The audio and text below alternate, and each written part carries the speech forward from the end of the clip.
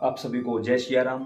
आज की वीडियो में बात करेंगे कि अगर आप कर्ज से परेशान हैं, काम दुकान व्यापार नहीं चल रही है, किसी भी प्रकार से आप दुश्मनों से परेशान हैं या रोग आपका पीछा नहीं छोड़ रहा, तो ये सारे काम आपके केवल 11 मिनट में हो सकते हैं। कैसे, किस प्रकार?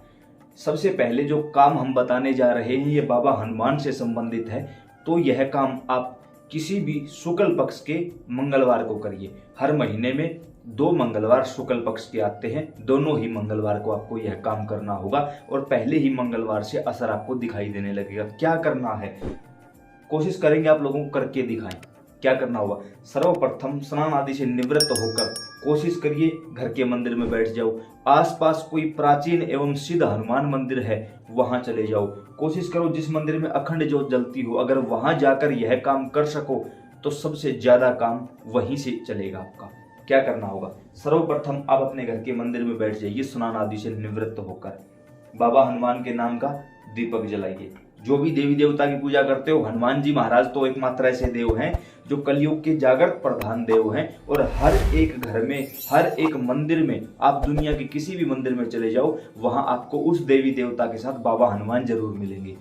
तो अगर आप भी अपने घरों में बाबा हनुमान की पूजा नहीं करते तो आप लोग मूर्खता कर रहे हो कहीं ना कहीं, क्योंकि वो जागृत देव हैं।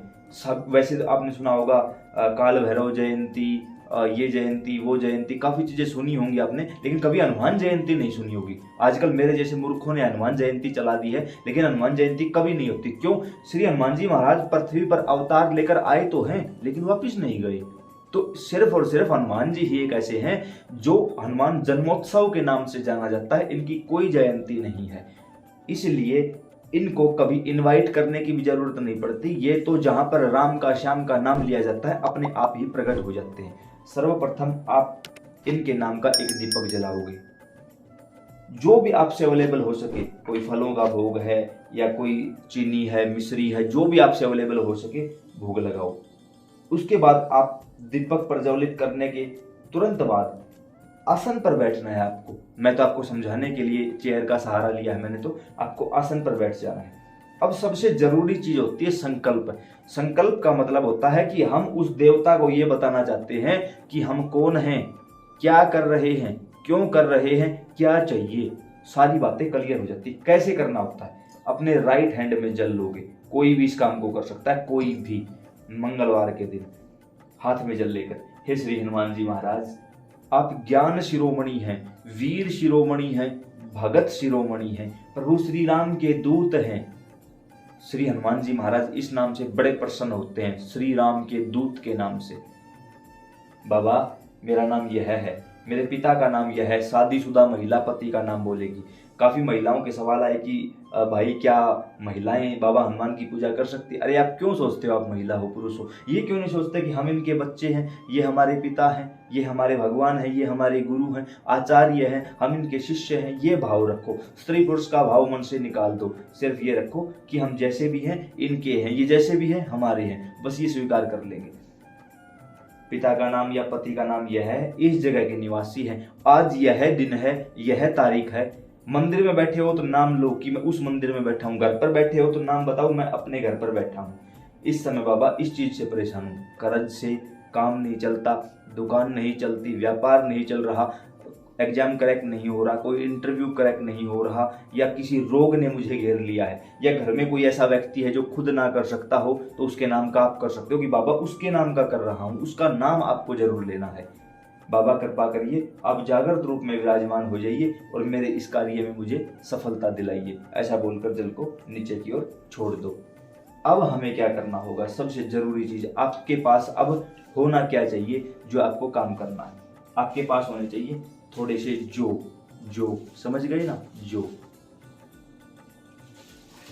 थोड़े से काले तिल, आसानी से मिल जाएंगी दोनों चीजें किसी भी किराने की दुकान से, अब बिल्कुल आसानी से, और समझ भी गए होंगे, कोई बड़ी बात नहीं है।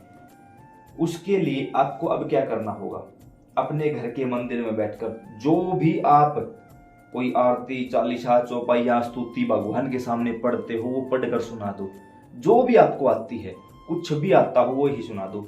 नहीं आता हो हनुमान चालीसा तो सबको आती है, बाबा के सामने बैठकर हनुमान चालीसा पढ़कर बाबा को सुना दो।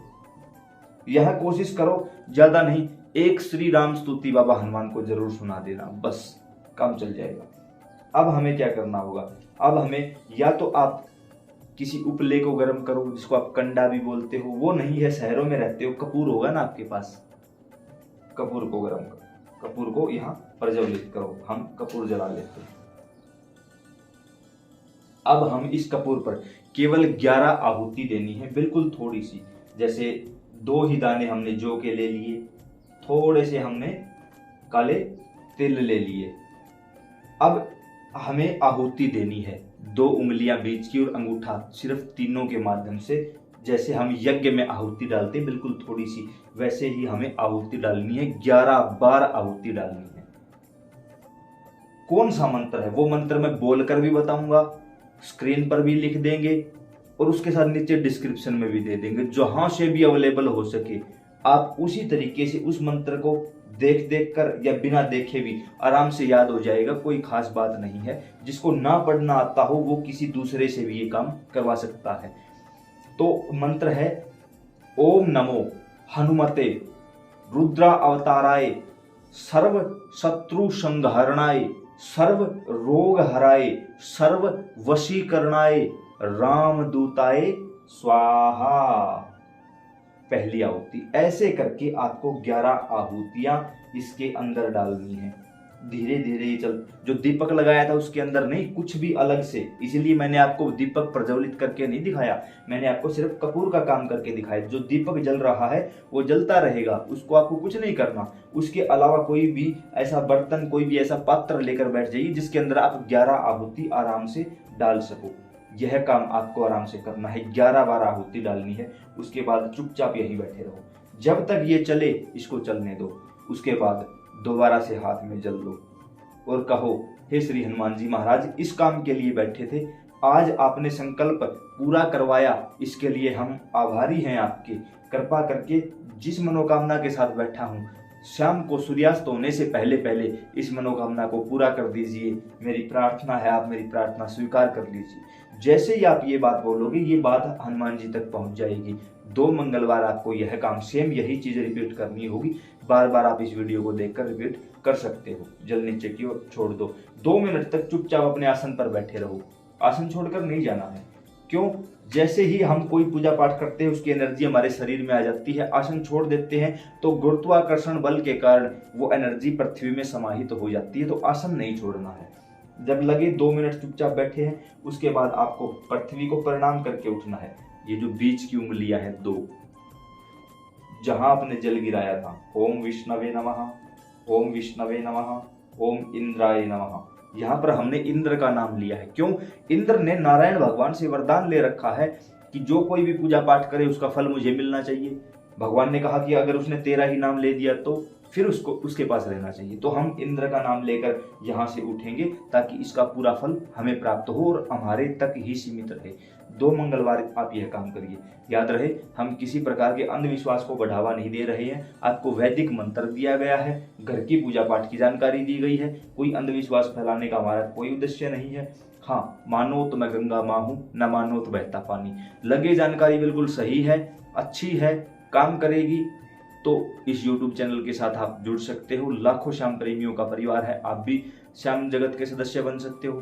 काफ़ी प्रेमियों ने कहा कि व्हाट्सएप ग्रुप से जुड़ना है, तो नीचे डिस्क्रिप्शन बॉक्स में हमने व्हाट्सएप ग्रुप का लिंक दिया है, आप वहां जाकर डायरेक्ट हमसे ज्वाइन हो सकते हो। जय सिया राम।